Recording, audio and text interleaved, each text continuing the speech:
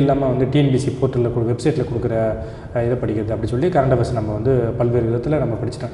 நாங்கள் படிக்கும் போதெல்லாம் பார்த்தீங்கன்னா நாங்கள் எக்ஸாம் எழுதும் போதெல்லாம் இப்போ 8th புத்தகத்துலேருந்து கேட்டிருக்காங்க.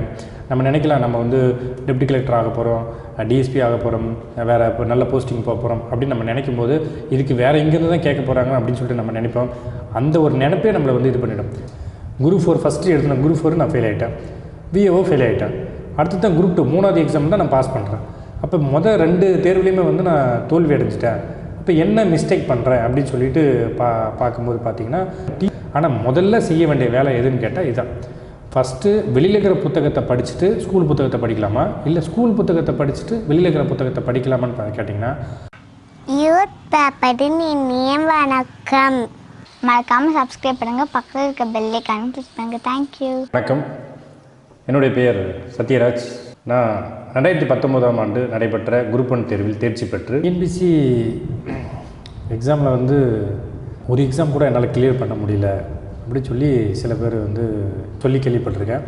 எனக்கு ஆரம்பத்தில் அந்த மாதிரி ஒரு இது இருக்குது, நம்மளால் முடியுமா அப்படின்ற மாதிரி. ஏன்னு கேட்டால் எங்கள் கிராமத்தை நான் உற்று நோக்கும்போது எனக்கு முன்னாடி நிறைய பேர் படிச்சிருக்கலாம், பட் அவங்களுக்கு வெற்றி வாய்ப்பு வந்து கிடைக்காம இருந்திருக்கலாம்.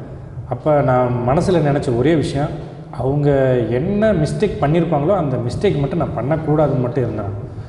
ஏன்னா நாமளும் போயிட்டு எக்ஸாம் அட்டன் பண்ணி சப்போஸ் ஒரு வேளை நமக்கு வந்து பாஸ் ஆக முடியல அப்படின்னா பின்னாடி வரவங்கள நம்ம எப்படி பார்ப்பாங்க அப்படின்ற ஒரு யோசனை என் மைண்டுக்குள்ளே ஓடிட்டே இருந்துச்சு. இதே பாஸ் பண்ணிட்டா நம்மளை எப்படி பார்ப்பாங்க அப்படின்ற யோசனையும் என் மைண்டுக்குள்ளே ஓடிச்சு. அப்போ அதுக்காக என்ன பண்ணேன்னா, நிறைய பேர் கூட நான் வந்து பேசினேன். அவங்க என்னென்ன மிஸ்டேக்கெல்லாம் பண்ண, ஏன்னா நிறைய பேர் வந்து வெற்றி பெற்றவங்க சில விஷயத்த சொல்லும்போது அதில் வந்து நம்ம சில விஷயத்துலாம் தோல்வி அடைஞ்சவங்ககிட்ட நிறைய பேசுனோன்னா அவங்க நமக்கு சில நேரத்தில் என்ன சொல்கிறதுனா நம்மளை டிமோட்டிவேட்டும் பண்ணிவிடுவாங்க. பட் அதெல்லாம் நம்ம எடுத்துக்கூடாது. இப்போ எனக்கு தெரிஞ்ச ஒரு வாத்தியார் இருக்காருங்க, சாரு. அவர் வந்து எந்த ஃபீல்டை பற்றி கேட்டாலும் எல்லாத்தையும் பற்றி பேசுவார், எல்லாத்தையும் பற்றி சொல்லுவார். ஆனால் டிஎன்பிஎஸ்சியில் எக்ஸாமில் பாஸ் பண்ண மாட்டார். எனக்கு ரொம்ப ஆச்சரியமாக இருந்தது, எப்படி எதை கொடுத்தாலும் சொல்கிறாரு. அப்போ அவருக்கு என்னன்னு கேட்டால், அந்த டிஎன்பிஎஸ்சியில் 3 மணி நேரத்துக்குள்ளே அவங்க கவர்மெண்ட் கொடுக்குற டைமுக்குள்ளே அவர் என்னென்னலாம் படிச்சிருக்காரோ அந்த விஷயத்தை ரீகால் பண்ணி அதெல்லாம் கொண்டு வர முடியல. சாதாரணமாக உட்காந்து பேசும்போது எல்லாத்தையும் உலக அரசியலே பேசுகிறாரு, உலக அரசியல் பேசுகிறாரு, உலக பொருளாதார மந்தநிலை பற்றி பேசுகிறாரு, என்ன நடக்க போகிற காலநிலை மாற்றத்தை பற்றி பேசுகிறாரு, எல்லாத்தை பற்றி பேசுகிறாரு. இவ்வளோ விஷயத்தை பற்றி பேசுகிறவர் அந்த 3 மணி நேரத்துக்குள்ளே அவரால் சரியாக பண்ண முடியல. அப்போ நம்ம நிறைய படிக்கிறது ஒரு பெரிய விஷயம் கிடையாது. அந்த 3 மணி நேரத்துக்குள்ளே நம்மளை எவ்வளோ ரீகால் பண்ணி அந்த 3 நேரத்துக்குள்ளே எப்படி பண்ணுறன்றது தான் ரொம்ப முக்கியம். மெயின்ஸ் எக்ஸாம் எழுதும்போது ஒரு பேப்பர் 60 பேஜ், ஒரு பேப்பரை வந்து நம்ம எழுதணும்னா முக்கியம். அந்த 300 மார்க் எழுதணும்னா நமக்கு 60 பக்கங்கள் எழுதுகிற மாதிரி நமக்கு வரும். ஒரு பக்கத்தில் வந்து 20 கோடுகள் வந்து இருக்கும். நல்லா யோசிச்சு பாருங்கள், நமக்கு 180 நிமிஷங்கள் தான் இருக்குது. ஆனால் நம்ம எழுத வேண்டிய பக்கங்கள் வந்து பார்த்திங்கன்னா 60 பக்கங்கள்.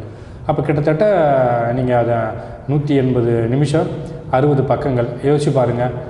ஒரு பக்கத்துக்கு நம்மளுக்கு எவ்வளோ நேரம் கிடைக்குன்னு பார்த்திங்கன்னா 2 to 3 நிமிஷம் தான் நம்மளுக்கு கிடைக்கும். ஸோ ஒரு பக்கத்தில் 20 லைன் இருக்குது. அந்த 20 லைன்லேயும் நம்ம வந்து பார்த்தோன்னா 2லேருந்து 3 நிமிஷத்துக்குள்ளே நம்ம ஃபுல்லாக எழுதி முடிச்சிடணும் நம்ம நினைக்கிற விஷயத்த. அப்போ நம்ம யோசிக்கிறதுக்கு அங்கே நேரமே கிடையாது. அப்போ இது மாதிரி எழுதுனா மட்டும்தான் நம்மளால் அந்த 3 மணி நேரத்துக்குள்ளே 60 பக்கத்தை எழுதி முடிக்க முடியும். கிராமத்துலேருந்து பார்த்திங்கன்னா இப்போ நான் வந்து ஒர்க் பண்ணதே 3 துறைகள்லேருந்து ஒர்க் பண்ணிகிட்ருக்கேன். ஃபஸ்ட்டு தொழிலாளர் துறை, அதுக்கப்புறம் வந்து கூட்டுறவுத்துறை, இப்போ காவல்துறை அப்படின்னு சொல்லி 3 துறையில் இருப்பேன். இதுக்கு என்னென்னா தனிப்பட்ட விருப்பம் தான். நமக்கு வந்து இப்போ எனக்கு தொழிலாளர் துறை லேபர் டிபார்ட்மெண்ட்டில் வேலை கிடச்ச உடனே போதுன்னு கூட நான் நிறுத்திருக்கலாம். பட் அங்கே இருந்த சூழ்நிலை வந்து என்னாச்சுன்னா, அங்கே இருக்கிற சூழ்நிலை மற்றவங்களை பார்க்கும்போது நம்மளுக்கு ஏன் அந்த ஒரு இடத்துக்கு போக முடியாதா, நம்ம இன்ஜினியரிங் படிச்சிருக்கேன், ஒரு ப்ரொஃபஷனல் டிகிரி, அதையே ஒரு 60 பேப்பர் கிளியர் பண்ணிட்டு வந்துக்கிறோம். ஸோ இந்த எக்ஸாம்லாம் நம்மளுக்கு என்ன அப்படின்றத யோசித்து பார்க்கும்போது கண்டிப்பாக நமக்கு தயாராகலாம். பார்த்தீங்கன்னா அடுத்து குரூப் 2 நோக்கி என்னுடைய நோக்கம் இருந்துச்சு. இதுக்கு முன்னாடி பார்த்தீங்கன்னா நான் எல்லாத்துலேயுமே சக்ஸஸ் ஆகிட்டேன்னா கண்டிப்பாக சக்ஸஸ் ஆகலைங்க.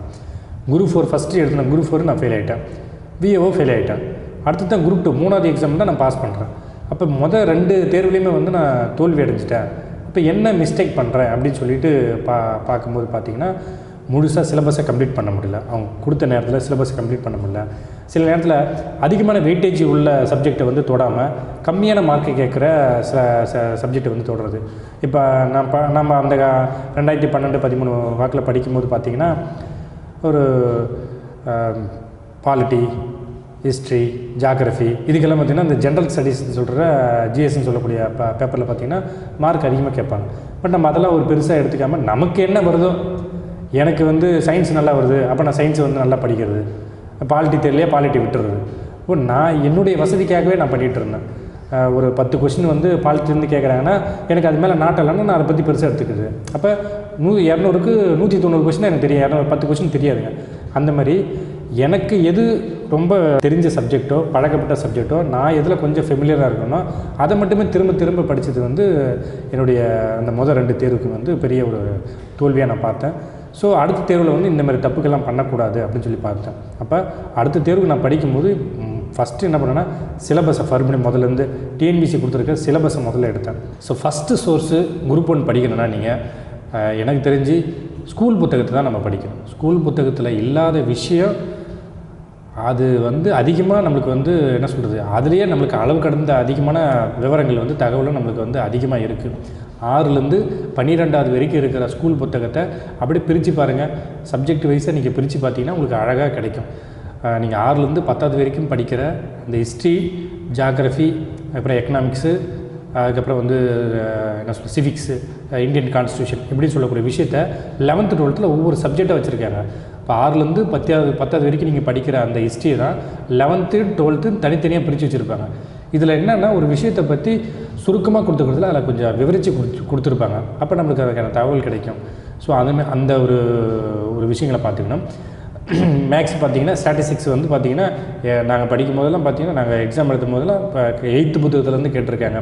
நம்ம நினைக்கலாம் நம்ம வந்து டெப்டி கலெக்டர் ஆக போகிறோம், டிஎஸ்பி ஆக போகிறோம், வேறு இப்போ நல்ல போஸ்டிங் போக போகிறோம் அப்படின்னு நம்ம நினைக்கும் போது இதுக்கு வேறு எங்கேருந்து தான் கேட்க போகிறாங்க அப்படின்னு சொல்லிட்டு நம்ம நினைப்போம். அந்த ஒரு நினைப்பே நம்மளை வந்து இது பண்ணிடும். சமூகத்தில் புறக்கணிக்கப்பட்ட விஷயத்தை தான் வந்து கவர்மெண்ட் வந்து ஃபோக்கஸ் பண்ணுது. இப்போ பெண்களுடைய நலன் சார்ந்து, குழந்தைகளோட நலன் சார்ந்து, நம்ம சுற்றுச்சூழலோட நலன் சார்ந்து இந்தமாதிரி விவரங்கள் தான் வந்து அதிகமாக கொஸ்டினாக கேட்குறாங்க. எந்த மக்களுக்கு தேவையான உதவிகள் போய் சேரலையோ அந்த மக்களை பற்றி கேட்குறது. இங்கே வந்து மைனாரிட்டிஸ்ன்னு சொல்லக்கூடிய மொழி வாரியோ அல்லது மக்கள் தொகை வாரியோ இருக்கிற அந்த சிறுபான்மையின மக்களுக்கு தேவையான விஷயங்களை வந்து கொண்டு போய் அவங்களுக்கு என்னென்ன அரசாங்கம் செய்யுது அப்படின்றது தான் வந்து கவர்மெண்ட் ஃபோக்கஸ் பண்ணுது. நீங்கள் இந்த சொசைட்டியில் வேலை பார்க்க போகிறதுனால இந்த சொசைட்டிக்கு தேவையான விஷயங்களை வந்து இந்த கவர்மெண்ட் வந்து ஃபோக்கஸ் பண்ணுது. அவங்க அப்படி தான் கொஸ்டினாக கேட்பாங்க. அந்த விஷயங்களை வந்து என்ன பண்ணேன்னா நம்ம கவர்மெண்ட் புத்தகத்தில் அதை தான் நம்மளுக்கு படிப்பாக சொல்லிக் கொடுக்குறாங்க. ஒரு சுவாலஜி புத்தகத்தில் பார்த்திங்கன்னா அந்த விலங்குகளை பற்றியோ அதுங்களுடைய வாழ்வாதாரத்தை பற்றியோ அந்த காட்டுகளுடைய அமைப்பு, அங்கே இருக்கிற சூழ்நிலை, உணவு சங்கிலி முறை அமைப்புகளை பற்றி இன்றைக்கி எப்படி வந்து டெக்னாலஜிக்கலாக வந்து ஜெனட்டிக் வைஸாக வந்து மாறுது அப்படின்ற விவரங்களை பற்றி என்ன பண்ணுறாங்கன்னா அந்த புத்தகத்தில் அப்டேட் பண்ணியிருக்காங்க +2 புத்தகத்தில். அதுவும் இப்போ வந்திருக்க லேட்டஸ்ட்டாக வெர்ஷன் வந்திருக்கிற கவர்மெண்ட் புத்தகத்தில் வந்து ஒவ்வொரு விவரங்களையும் பற்றினா கொஞ்சம் நல்லாவே டெப்த்தாகவே கொடுத்துருக்காங்க. அது நம்ம அரசு வந்து தமிழ்நாடு அரசு பாடல்கள் கழகத்தில் வெளியிடப்பட்ட புத்தகத்தில் வந்து ரொம்ப நல்லாவே கொடுத்துருக்காங்க. ஒரு 15 வருஷத்துக்கு முன்னாடி நம்ம அரசு புத்தகத்தை படித்த இருந்ததை விட இப்போ நல்லாவே டெவலப் பண்ணியிருக்காங்க. இதில் நிறைய தகவல் கிடைக்குது. இதில் மிஞ்சினது போக நமக்கு இருக்கிற தகவலை தாண்டி நமக்கு வேறு ஏதாவது தகவல் வேணால் எக்ஸ்ட்ரா வெளியிலேருந்து எடுத்துக்கலாம். அது ஒன்றும் தப்பு கிடையாதுங்க. ஆனால் முதல்ல செய்ய வேண்டிய வேலை எதுன்னு கேட்டால் இதுதான். ஃபஸ்ட்டு வெளியில் இருக்கிற புத்தகத்தை படிச்சுட்டு ஸ்கூல் புத்தகத்தை படிக்கலாமா, இல்லை ஸ்கூல் புத்தகத்தை படிச்சுட்டு வெளியில் இருக்கிற புத்தகத்தை படிக்கலாமான்னு கேட்டிங்கன்னா முதல்ல ஸ்கூல் புத்தகத்தை படிங்க. அதுக்கப்புறம் வேணும்னா நீங்கள் வெளியில் இருக்கிற புத்தகத்தை எவ்வளோ பெரிய புத்தகமானாலும் வாங்கி படிங்க.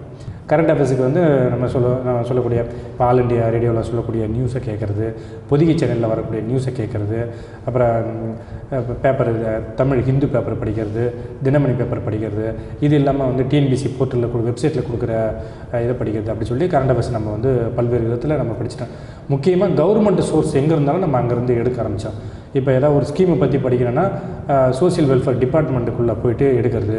எங்கெங்கெல்லாம் வந்து அரசாங்கம் வந்து தன்னுடைய ஸ்கீமை வந்து கொடுக்குறாங்களோ அந்தந்த துறைகளிலே நேரடியாக போய்ட்டு அதை நம்ம எடுத்து நம்ம படிக்கிறோம். அரசு விளம்பரங்களில் இன்னொரு விஷயம்னு கேட்டால் இந்த கவர்மெண்ட் பில்டிங்கெல்லாம் இருக்குன்னா இப்போ வந்து ஒரு ஹாஸ்பிட்டலுக்கு போகிறோன்னா அங்கே இருக்கிற எல்லா ஸ்கீமை பற்றி எழுதியிருப்பாங்க. ஸ்கீம் இருக்கிற ஒவ்வொரு விஷயத்தை பற்றி எழுதியிருப்பாங்க. பள்ளிக்கூடத்தில் பார்த்திங்கன்னா கல்வி சார்ந்த திட்டங்களை பற்றி எழுதியிருப்பாங்க. அதுக்கு கொடுக்குற விவரங்களை பற்றி எழுதியிருப்பாங்க. இப்போ எந்த ஸ்கூல்லையும் எல்லா ஸ்கூல்லையுமே பார்த்திங்கன்னா அனைவருக்கும் கல்வி திட்டன்ற ஒரு SSA அப்படின்ற ஒரு திட்டத்தை வந்து ஒரு பென்சில் போட்டு 2 மாணவர்களை உட்கார வச்சுருப்பாங்க. கண்டிப்பாக அது போட்டிருப்பாங்க. ஸோ இந்த மாதிரி வந்து ஒரு BDO ஆஃபீஸுக்கு போனீங்கன்னா நீங்கள் வந்து பார்த்திங்கன்னா இருக்கிற நம்ம ஊராட்சிக்கு தேவையான அத்தனை ஸ்கீமையும் அந்த இடத்துல எழுதி வச்சுருப்பாங்க. ஸோ நான்லாம் வந்து ஒரு ஹாஸ்பிட்டலுக்கு போனாலும், ஒரு ஸ்கூலுக்கு போனாலும், ஒரு பிடிஓ ஆஃபீஸ் போனாலும், இல்லை ஒரு கலெக்டர் போனாலும், ஒரு வேளாண்மை துறை அந்த ஆஃபீஸுக்கு போனாலும், நான் எல்லா கவர்மெண்ட் ஆஃபீஸுக்கும் நான் பெரும்பாலும் போயிட்டு வர பார்ப்பேன். போயிட்டு வரும்போது அங்கே என்னென்ன சலுகைகள் கொடுக்குறாங்களோ, என்னென்ன திட்டங்கள் கொடுக்குறாங்களோ, அந்த விவரங்களை பற்றி அங்கே வந்து அந்த காம்பவுண்ட் செவத்துலேயும் அங்கே பேம்ப்ளெட் மாதிரி ஒட்டியிருப்பாங்க. இப்போ கவர்மெண்ட் என்ன பண்ணுன்னா, சில விஷயங்களை வந்து ஒவ்வொரு கிராமத்துலையுமே போர்டை வைப்பாங்க. ஸோ இந்த மாதிரி விஷயங்கள்லாம் கொண்டாந்து பண்ணியிருக்கேன், உங்களுக்கு வந்து என்ன சொல்கிறது, சாலை திட்டங்களை வந்து இந்த திட்டத்தின்படி தான் கொண்டு வர அப்படி சொல்லி அவங்களே என்ன பண்ணுவாங்கன்னா, இந்த வீடு வழங்கு திட்டத்தில் பார்த்திங்கன்னா அழகாக கொடுத்துருப்பாங்க. ஸோ அந்த மாதிரி ஒவ்வொரு வீடாக இருக்கட்டும், சாலையாக இருக்கட்டும், கிராம கட்டமைப்பு வசதியாக இருக்கட்டும், எல்லாத்துக்கும் திட்டத்துக்கும் தேவையானது வந்து அரசு அலுவலர்களுடைய கட்டடங்கள்லேயும் நோட்டீஸ் போர்ட்லேயும் கண்டிப்பாக இருக்கும். நான் வந்து இந்த மாதிரி விஷயங்களை ரொம்ப தேடி போயிட்டு எடுத்து நான் படிக்க ஆரம்பித்தேன். ஏன்னா நம்மளுடைய வேலையை வந்து அவங்க வந்து ஈஸியாக ரொம்ப சுலபமாக்கி வச்சுருக்காங்க. ஸோ இது வந்து எனக்கு இப்போ நான் வந்து பண்ண ஒரு விஷயமா இருக்கட்டும். ஏன்னா குரூப் அண்ட் மெயின்ஸ் படிக்கும்போது நிறைய ஸ்கீமை பற்றி தெரிஞ்சுருக்கணும் உங்களுக்கு. இப்போ சோசியல் வெல்ஃபேர் டிபார்ட்மெண்ட்டில் பெண்களுக்கு கொடுக்குற அத்தனை சலுகைகளும் பார்த்தா சோசியல் வெல்ஃபேர் டிபார்ட்மெண்ட்டில் தான் கொடுப்பாங்க. அப்படி கொடுக்கும்போது அவங்களுக்கு என்னென்ன மாதிரி விஷயங்கள்லாம் கொடுக்குறாங்க. இப்போ எஜுகேஷனில் கொடுக்குறாங்கன்னா எஜுகேஷன் டிபார்ட்மெண்ட்டில் போய்ட்டு நம்ம படிக்கிறது, அந்த மாதிரி ஒரு விஷயங்கள். இப்போ எனக்கு அதில் ஒரு சின்ன ஒரு இன்சிடெண்ட் பார்த்திங்கன்னா, ஆஷா அப்படின்னு சொல்லி அதாவது ஒவ்வொரு கிராமத்துலேயும் பார்த்திங்கன்னா இந்த ஒரு உதவியாளர் மாதிரி, மருத்துவத்துறையில் வந்து ஒரு உதவியாளர் மாதிரி ஒவ்வொரு கிராமத்துலேயும் அங்கே இருக்கிற வாலண்டியர்ஸே வந்து நியமனம் பண்ணியிருப்பாங்க. அவங்க என்னென்னா, அந்த மருத்துவ ஹாஸ்பிட்டலு அங்கே இருக்கிற ஒரு என்ன சொல்கிறது, பெண்கள் மற்றும் அவங்களுடைய நலன்களை பேணி காப்பதில் அவங்க வந்து ஒரு முக்கிய பணியை மேற்கொள்வாங்க. அந்த இது வந்து நான் எங்கே படித்தேன்னு கேட்டேன்னா, நான் வந்து ஹாஸ்பிட்டலில் எழுதி வச்சுருப்பாங்க, ஆஷா பணியாளர் அப்படின்னு சொல்லி எழுதி வச்சுருப்பாங்க. அதுக்கான அப்ரிவேஷனும் கொடுத்து வச்சுருப்பாங்க, அந்த இடத்துல எழுதி வச்சுருப்பாங்க. ஸோ இந்த மாதிரி விவரங்கள்லாம் நான் படித்ததுக்கப்புறம் தான் கொஸ்டின் பேப்பரில் போய் பார்க்கும்போது ஆஷா அப்ரிவேஷன் கேட்டிருந்தாங்க. ஸோ அதெல்லாம் வந்து எனக்கு ஒரு பெரிய ஒரு ஊக்கமாக இருந்துச்சு. நம்ம கிராமத்தில் பார்த்திங்கன்னா இந்த எய்ட்ஸ் விழிப்புணர்வு புக்கு ஒன்று போட்டிருப்பாங்க. ஸோ அந்தமாரி ஒரு விவரங்கள் போட்டிருப்பாங்க. குடும்ப கட்டுப்பாடு, ஃபேமிலி பிளானிங்கை பற்றி பேம்ப்ளெட்டு போடுவாங்க. இதில் அந்த பால்வாடியில் கிடைக்கும். பால்வாடியில் ஒர்க் பண்ணுறவங்களுக்கு நிறையா அவங்களுக்கு ட்ரைனிங் கொடுத்து நிறைய புத்தகம் கொடுத்துருப்பாங்க. மகப்பேறு உதவித்தொகை வந்து கொடுத்துருப்பாங்க. ஸோ அதுக்கப்புறம் வந்து இந்த வளரிளம் பெண்களுக்கு என்ன ஸ்கீம் கொடுக்குறாங்க, அதேமாதிரி அவங்க கொடுக்குற சத்து மாவு, நியூட்ரிஷன், இந்த மாதிரி விவரங்கள்லாம் பார்த்திங்கன்னா எங்கள் கிராமத்தில் இருக்கிற எல்லார்கிட்டையும் போயிட்டு பேசி என்ன இருக்குன்றதை நான் கேட்டு தெரிஞ்சுக்கினேன். பிஓக்கிட்ட போய் பேசுவேன், என்ன ஸ்கீம் கொடுக்குறாங்க. அதுக்கப்புறம் பிடிஓக்கிட்ட போய் அங்கே இருக்கிற டெப்டி பிடிஓ அவங்ககிட்ட யாரெல்லாம் இருக்காங்களோ அவங்கக்கிட்ட பேசி என்னென்ன விஷயங்கள்லாம் பண்ணுறாங்க அப்படின்னு சொல்லிட்டு. இப்போ ஒரு ஹாஸ்பிட்டலுக்கு உடம்பு சரியில்லாமல் போகிறோன்னா அங்கே என்னென்ன விஷயங்கள்லாம் இருக்குதுன்னு சொல்லிட்டு முதல்ல என்ன பண்ணோன்னா நல்லா நோட் பண்ணி என்னென்ன தெரியுது. ஏன்னா நமக்கு எல்லா விஷயத்தையுமே வந்து நம்ம நெட்டில் இருந்து எடுத்து எல்லாத்தையும் படிக்க முடியாது. நோட்ஸை நமக்கு புத்தகமாக போட்டு கொடுக்க மாட்டாங்க. நமக்கு என்ன தேவையான இந்த மாதிரி விவரங்கள் போகும்போது இதெல்லாம் ரொம்ப முக்கியமானதா. அப்போ இதை நம்ம நண்பர்களோட ஷேர் பண்ணும்போது இப்படி ஒரு விஷயம் இருக்குதுன்னு சொல்லி நிறைய தகவலை நம்ம திரட்டி நம்ம பண்ண முடியும். இந்த விவரங்கள்லாம் நான் பண்ணேன். மேற்கொண்டு நிறைய பண்ணுறதுக்கான நிறைய யோசித்து அதுக்கான கூடுதல் விவரங்களை சேர்த்து பண்ணுற பட்சத்தில் வந்து ஒரு தடையாக இருக்காது. பட் தோத்துட்டோமேன்றது எனக்கு ஒரு பெரிய விஷயம் இல்லை. எனக்கு அடிக்கடி ஞாபகம் வர்ற ஒரு விஷயம் என்னென்னு கேட்டால், ஒரு காட்டில் அவ்வளோ மரங்கள் வளருது, ஆனால் அந்த மரத்துக்கு யாருமே தண்ணி ஊற்றுறது கிடையாது. நம்ம பாருங்கள், ஒரு பள்ளம் தோண்டி அந்த மண்ணில் இருக்கிற சூடெல்லாம் வெளியே போகிற மாதிரி அதை தணிக்க விட்டு அதுக்கப்புறம் என்ன பண்ணுறாங்க, அதில் மண் கொட்டி மணல் கொட்டி வச்சு உர வச்சு தண்ணி ஊற்றி இது பண்ணாலுமே சரியாக வளர மாட்டேது. ஆனால் காட்டில் பாருங்கள் அவ்வளோ மரங்கள் வளருது. அப்போ இந்த காட்டுக்கு வந்து யார் தண்ணி ஊற்றுறா, எப்படி வளருது? அப்போ காட்டில் இருக்கிற ஒவ்வொரு மரமும், இது கவிஞர் முத்துக்குமார் சொன்னது தான், காட்டில் உள்ள மரங்கள் தன்னை காத்து கொள்ளவே தானாய் வளருமே அப்படின்னு சொல்லி ஒரு வரி எழுதியிருப்பார். அப்போ அந்த மாதிரி தான் நம்மளும்